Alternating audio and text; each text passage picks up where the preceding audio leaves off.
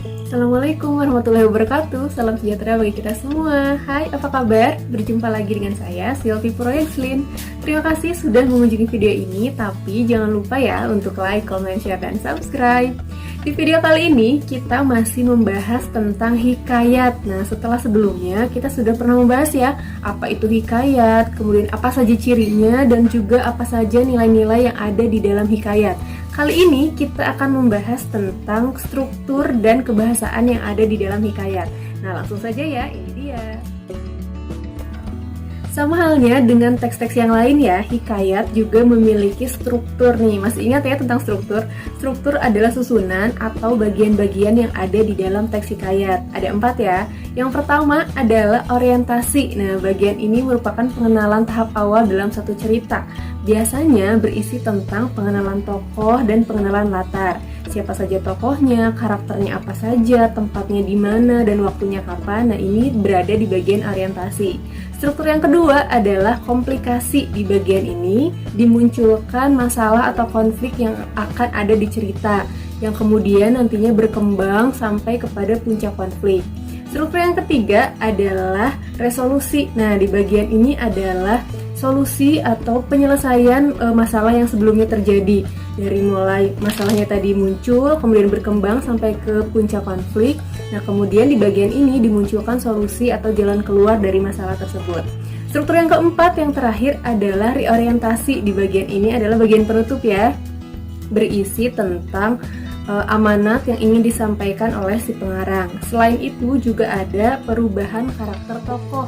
Nah, biasanya sampai sini jelas ya tentang struktur hikayat. Tadi ada 4 ya. Yang pertama ada orientasi, ada komplikasi, ada resolusi, yang terakhir ada reorientasi. Nah, itu struktur dari teks hikayat. Nah, sekarang siapa sih yang masih merasa bingung ketika membaca hikayat?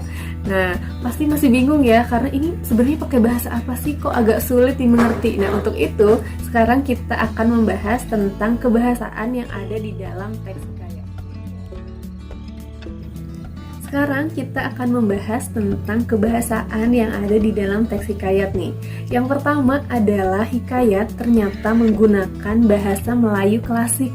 Oh, pantas saja ya ketika kita membaca sebuah hikayat, kita pasti agak kesulitan untuk mengerti isi ceritanya. Karena ternyata bahasa yang digunakannya bukan bahasa Indonesia yang kita gunakan sekarang, tapi menggunakan bahasa Melayu. Tapi bukan bahasa Melayu yang kita gunakan sekarang ya.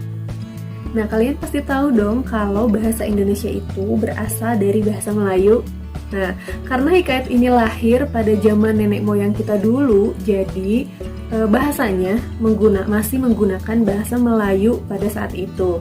Dan penggunaan bahasa Melayu klasik ini biasanya ditandai dengan banyaknya penggunaan partikel pun dan partikelah. Contoh, misalnya ada sebuah kalimat seperti ini. Sang raja pun tak hentilah mencari semua putrinya yang hilang. Nah, di sana ada partikel pun dan partikelah dalam kalimatnya ya. Kebahasaan yang kedua adalah menggunakan kata-kata arkais. Nah, apa itu kata-kata arkais? Kata-kata arkais adalah kata-kata yang lazim digunakan pada zaman dahulu, tapi sudah jarang digunakan pada masa sekarang. Contoh, ada kata laki bini. Nah, kalau sekarang kan penggunaannya sudah suami istri. Kemudian ada kata pitah, sekarang sudah berganti menjadi perintah. Kemudian ada juga kata baharu, sekarang menjadi baru. Nah, seperti itu ya, jadi kata-kata yang sudah jarang digunakan pada masa sekarang. Kebahasaan yang ketiga yang selanjutnya adalah menggunakan konjungsi peristiwa. Masih ingat tentang konjungsi ya? Konjungsi adalah kata hubung. Jadi dalam hikayat, kata hubung yang digunakan adalah kata hubung yang berhubungan dengan urutan peristiwa. Contoh, ada maka, lalu, awalnya, selanjutnya, dan lain-lain. Kebahasaan yang keempat adalah menggunakan majas. Nah, masih ingat dong dengan majas? Majas adalah gaya bahasa atau perumpamaan atau juga kiasan yang artinya bukan dalam arti sebenarnya. Nah, tujuannya untuk apa sih? Tujuannya untuk menyampaikan sesuatu dengan pemilihan kata yang lebih menarik. Nah, jadi di dalam hikayat ini banyak sekali mengandung majas ya. Majas juga ini banyak sekali nih, tapi kali ini kita hanya membahas majas-majas yang paling sering muncul di dalam teks hikayat. Yang pertama adalah majas metafora. Nah, majas ini adalah majas yang melukiskan sesuatu dengan perbandingan langsung suatu benda dengan benda yang lain yang memiliki kesamaan sifat. Nah, contoh misalnya ada kalimat seperti ini. Ketika Dewi Mala muncul dari balik awan, perempuan-perempuan perkasa menuruni bukit. Nah, dari kalimat itu apa yang dibandingkan? Ada Dewi Malam dan perempuan-perempuan perkasa ya. Nah, itu yang dibandingkan. Tapi Dewi Malam di sana bukan dalam arti sebenarnya, itu adalah kiasan. Dewi Malam di sana artinya adalah bulan. Majas yang kedua adalah majas hiperbola. Nah, majas ini adalah majas yang mengungkapkan sesuatu yang dilebih-lebihkan atau dibesar-besarkan dari keadaan yang sebenarnya. Nah, contoh kalimatnya misalnya seperti ini. Suara teriakannya pun menggelegar memecahkan gendang telinga. Nah, dari kalimat tersebut bisa kita lihat ya, ada sesuatu yang dilebih-lebihkan atau dibesar-besarkan. Karena tidak mungkin suara teriakan bisa memecahkan gendang telinga. Nah, itu terlalu berlebihan. Nah, itu disebut dengan majas hiperbola. Yang ketiga adalah majas personifikasi. Nah, majas ini adalah majas yang melukiskan benda-benda mati bersifat atau berperilaku seperti manusia. Ya, jadi benda-benda mati ini seolah-olah hidup. Contoh, angin berbisik lembut menyampaikan pesannya padaku. Nah, kegiatan berbisik adalah kegiatan yang dilakukan manusia kan ya. Nah, tapi dalam kalimat ini adalah dilakukan oleh angin. Jadi ini adalah contoh dari personifikasi.